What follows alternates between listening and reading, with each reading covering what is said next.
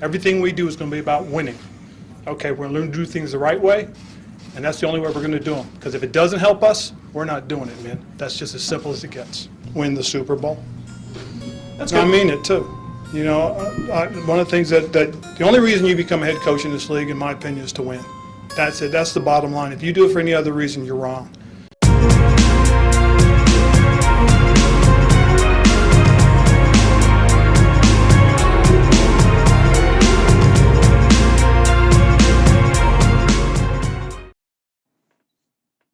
Hey, football fans, welcome to the Washington Command Center. So, the middle of the summer for football fans is expectation season. And today, I want to talk about my expectations for this team going into this season and into this new era of Washington football. An era where this proud franchise can once again command respect. And what better way to kick off this new era than subscribing here to the first, the real, the OG Washington Command Center, so you can find your way back to some of the most opinionated and ice cold calculated takes on all things Washington Commanders. While you're at it, ring that bell, hit that like button. It's free to do, and it means a lot. Okay, so with Terry's contract out of the way, a lot of us fans are starting to loosen up, knowing that Terry's not going anywhere. We're loosening up and we're letting ourselves feel hopeful. And I personally think that that's with very good reason. Regardless of what the national media wants to say, I think this team is in an amazing place going into this season. I mean, we got that same defense everybody was excited about going into last season, personnel and talent wise. And yeah, we're coming off a disappointing season, but we had a ton of injuries. We had a murderer's row of a schedule, and we had a lot of new parts in important places, like in the secondary, that just needed to get acclimated. And I think they really showed some solid improvement towards the end of the season to help me feel more confident about everything meshing together now. I mean, the wheels did completely fall off at the very end due to injuries and illness, but there were a lot of players that shined, that showed that things will probably be a lot better this year. Like Kendall Fuller was massively underrated last season by the fans.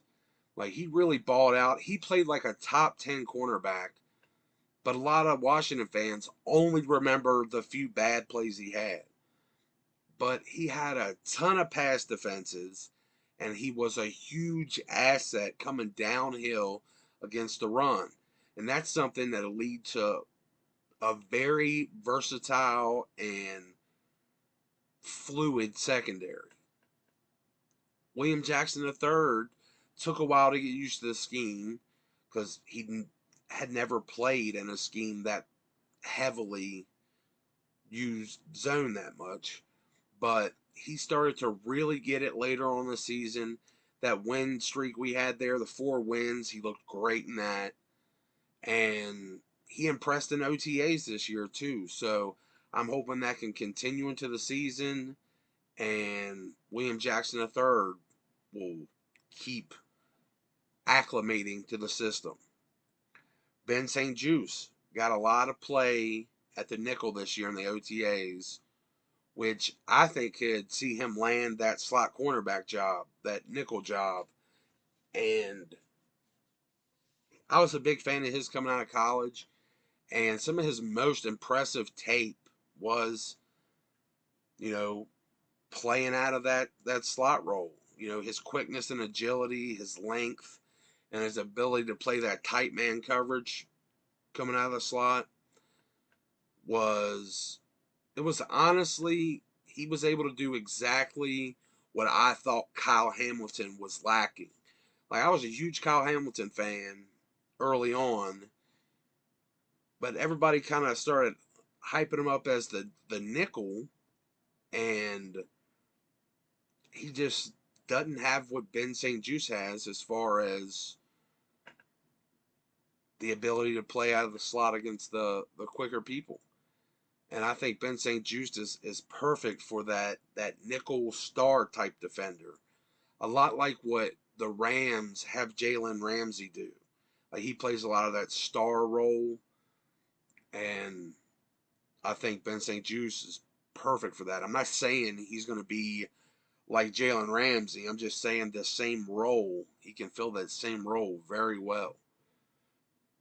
And Derek Forrest, who, basically got a red shirt rookie season, he's gotten a bit of hype in the offseason here. He's impressed in all three safety positions, counting the nickel too. And with Forrest and Ben St. Juste looking poised to step up, and Percy Butler having a ton of athleticism and potential, those guys join in Cam, Kendall, William Jackson III, and Bobby McCain. It looks like we'll have an almost positionless, fluid secondary. And I think that opens us up to play more nickel, maybe dime packages in the defense, which would make us massively better in coverage. And since it's mostly safeties and big corners like Benjamin St. Juste playing it, we're not going to have that size, power, and run defense weakness. And our talented D-line group got humbled last season, so hopefully that'll lead to them looking at what they were doing wrong and fixing it. And hopefully them taking a big step forward will be a major part of, beefing up that run defense if we do decide to play more dime coverages, keep us from being weak there. And with this schedule, that's important. The strong rushing teams are the most threatening teams on the schedule. Everyone else looks way less intimidating, but we play the best rushing team. We have a very favorable schedule, but the teams that do look the least bit like, we play the best rushing teams in the NFL except the Patriots. Everybody that's got a good run game, we play them. The Titans, the Colts, the Vikings, San Francisco, the Browns. We play all the best rushing teams in the NFL. Philly twice. Dallas is a pretty good rushing team. We play everybody except the Patriots and the Ravens as far as the best rushing teams in the NFL go. So we're going to need that defensive line to definitely help out a lot with that. And I think with the natural progression and the talent growing into its own, with all the pieces we've added, this defensive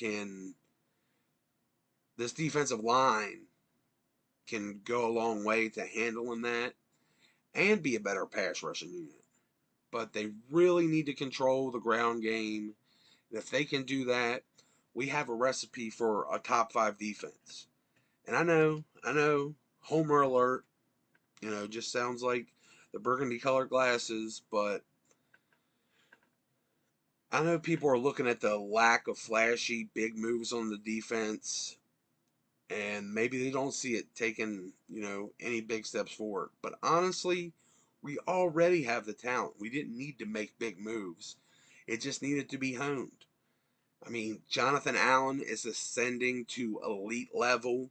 He had elite level play last year. He had top end play the year before that. And if he puts another season together like last year or better, he'll cement himself in that elite discussion where I think he belongs, right there with Cam Hayward as the guys just behind Aaron Donald. And besides him, I think Payne will play out of his mind on a contract year. Sweat and Chase have a lot to prove. I think they're going to cut out the talk. I don't know when we're going to get Chase back, but I know they're going to be trying to redeem themselves and show that they're a top-tier pass rushing duo. and just elite defensive ends in general. And I also don't think the depth is a problem like most people think. I think David Bada, David Sharp, Bunny Rotimi, that rotation showed that they were pretty close to on par with what we had been getting out of Settle and Ioannidis in Ron and Jack's scheme. Yes, they want pressure from the interior, but run defense is the top priority of the defensive interior players in this scheme. It's a team sport, teams use schemes, and they need role players in those schemes. We had a bunch of guys only worried about being chiefs when we just needed some guys to hold it down and do their jobs. So I think the addition of Phil Mathis is going to be a big help there. I really think he's going to make the biggest impact of all our rookies. Well, at least defensively. Out of all the defensive rookies, he's definitely going to make the biggest impact. He's a guy that was a top tier role player in this draft. People complained about the pick, but he was a high caliber player and exactly what we needed at a spot that wasn't just thin in this draft, but it's been thin for the past few years. So that rareness added a lot more draft value than people understood. And I think there's a misconception that he's going to be lacking from a pass rush standpoint, while I really think he's going to be better generating pressure than people were expecting. And even if we don't see the personal sack numbers from him early on, he's going to get penetration. He's going to create for everybody else while also plugging up multiple gaps, eating up blocks, and making a huge impact for everybody around him. Helping out the linebackers behind him most of all. He's not a guy that's just going to pin his ears back and try to boost his stats. He's going to play complimentary football like Ron preaches. And with Holcomb getting a bit better every year so far, being about as solid, average as you can be so far, his improvement and understanding, his comfortability and his instincts all getting better with what Mathis is going to do up front is going to lead to way better results at the linebacker level, I think. Even though I know, we're all massively worried about that spot and a lot of us think it's been neglected, I think it's going to get a big boost from all the pieces around it. Like, we didn't need to invest into the position itself as much because what we've done around it is really going to raise it up. That, along with Jamin being able to use his athleticism more outside, in a far better position for him to make an impact. And Cole Holcomb himself is a lot more athletic than people give him credit for. So I think Mathis is going to make a big impact as a rookie, while I think Jamin Davis, Ben St. Juste, Derek Forrest are going to see a lot more playing time than they did last year and also show a massive improvement. And I think they're going to be what ties everything together defensively and shows a huge step forward by this defense as a whole. And the schedule is going to give us a chance to look how we did down the stretch in 2022. But I think the improvement is going to be more genuine. It's not going to be that fool's gold we got. It's going to be a step forward that makes the difference when we face off against the tougher teams. It's not just going to be, we're not just going to shine against the scrubby teams. I think this defense is going to step up, make the big plays, when the game's on the line on a legit, consistent basis. I think we're going to hit that Steelers-Rams level of defense where it's good year in, year out, where our guys are making big plays game in and game out. But honestly, I feel like we have a far better spread of talent than the Rams, who have two of the best at their position taking turns making all the big plays. more like the Steelers. Their talent's a bit better spread out, but we're getting to a place where we're just littered with talent all through the defense. And this year, I think it's going to all start to gel together into a very tough unit to score on or even move the ball on, you know, one that's going to make it really easy on an offense to stay ahead. And honestly, I think the offense is going to make it just as easy on them with being able to play with a lead to begin with, which I think is a situation we're going to be in a lot. And that brings me back to Terry in this offense, or brings me to Terry in this offense. I think this is, already a strong defense with all the heavy investments we made. And it's going to take that natural step forward and finally come together, with our couple additions. But this offense is going to take a massive leap forward with the insanely underrated addition of Carson Wentz, the most talented quarterback we've had on the team in 30 years, who will absolutely unlock all the potential we already had within this offense, along with what we've added around him to fortify it. Wentz is a guy that was able to look like an MVP in his second season while elevating a group of wide receiver twos and wide receiver fours and make them look talented. Now, people down his ability with no evaluation of what he's had to work with. Just ask yourself, if Wentz was on his way to an MVP with an Alshon Jeffrey who was 3 years removed from his peak and was only briefly top tier anyway, alongside Nelson Aguilar, who was a complete bust, and his lone top tier contributor really being tight end Zach Ertz, what is he going to be able to do with us with this surplus of offensive weapons? Terry, who's unquestionably vastly above anybody he's played with.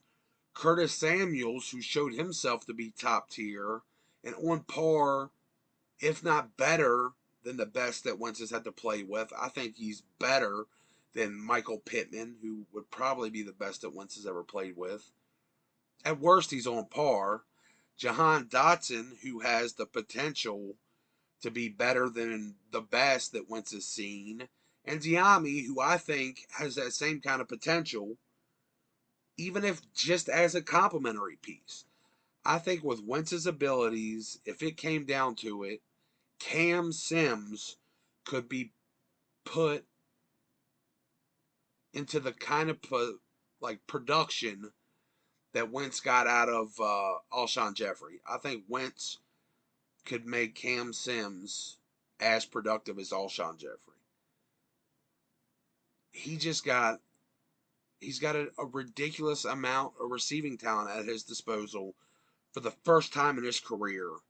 And we're going to see the best Wentz that we've ever seen. He finally has the tools to showcase his abilities, and he's going to elevate himself to a level we haven't seen before, while getting the best we've seen from all the players around him. People might also worry a little bit about the offensive line turnover, but after seeing what John Matsko and Ron Rivera have been able to do with horrible situations the last 2 seasons from an injury standpoint, I'm completely confident in whoever they put out there.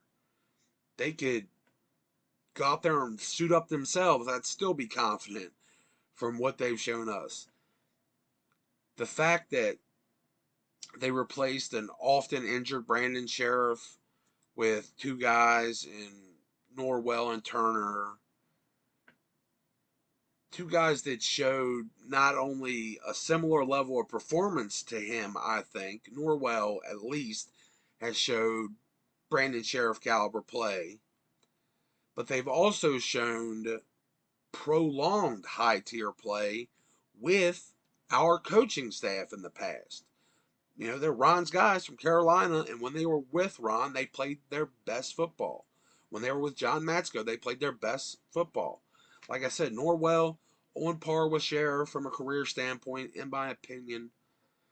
And the level of play like Turner has had with Rivera and Matsko should be an upgrade from not just the solid play we got from Eric Flowers, but it could be good enough to keep Wes Schweitzer in his role as a swing interior offensive lineman, where he has been amazing. So it'd be awesome to keep him there.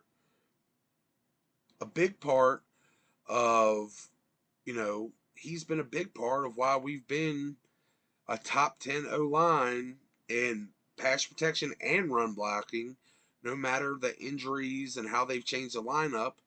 Schweitzer's been a huge help there. Continuity is usually the most important part of offensive line production. But our coaches and guys like Schweitzer have shown that they can get it done at a high level even while playing musical chairs. We also have Sam Cosmi coming back after a very impressive rookie season, when he was healthy. Charles Leno, that looked absolutely top tier as a pass protector with insanely improved discipline, thanks to Matsko, I have to imagine. I mean, he flip-flopped between 7 and 13 penalties every year his whole career to just one penalty all season last year. We added another element to our rushing attack with Brian Robinson, and that gives us bruising back behind this offensive line. That should take some of the weight off of AG between the tackles, free him up to contribute alongside McKissick receiving out of the backfield. Went straight from the offensive line here right into the run game, but they're a major part of this. And then those two, along with Curtis Samuel in that Debo type role, and it should really open up this offense to some exciting and innovative stuff. I'm really confident in the offensive line group pass protecting beautifully and helping this improved backfield, just dominate, run the ball down people's throats. The world is Scott Turner's oyster with Carson Wentz at quarterback, along with this insanely deep and diverse group of weapons. I mean, we have all of that, along with John Bates, who showed a lot of promise last season, blocking like an absolute monster and showing off some nice receiving chops towards the end of the season. Not many people are giving him the hype, but I think he's pretty close to that Ertz mold. Like, I really think he kind of has that potential, and nobody wants to admit it. Like, everybody's kind of like, I don't know, man. But one thing's for sure, he's the kind of guy that Carson Wentz loves. And we also, just like that, we got the long-limbed, huge catch radius rookies like Cole Turner and Curtis Hodges that could end up being a surprise final roster guy. Those guys would be great additions for the red zone. I don't think there's any pressure for Logan Thomas to rush himself back for the team's sake. If anything, he might want to get back here as quick as possible so one of these young guys don't leapfrog him on the depth chart. But, I mean, Logan's clearly the most talented tight end on the roster as things stand. But these young guys are full of potential and could take off right out of the gate with Carson Wentz.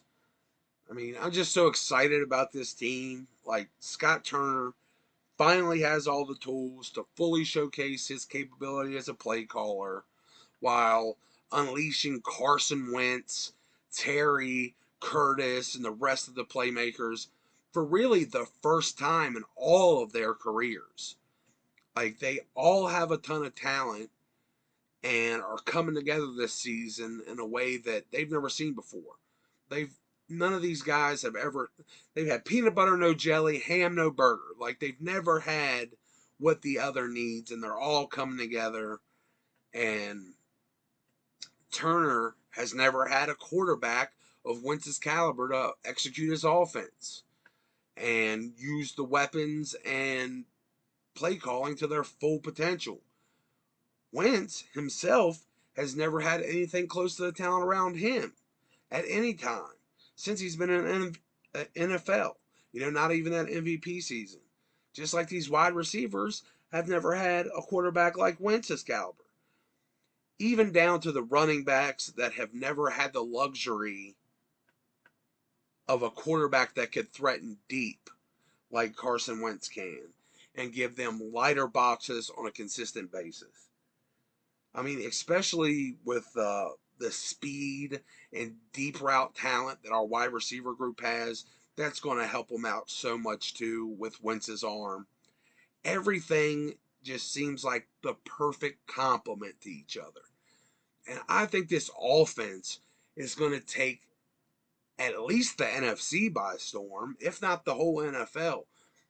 I know it sounds so super homer to say it, but just look at the team. I mean, while the defense has all the talent to be just as dominant if everything comes together for them too, I really don't see any glaring weaknesses on this team.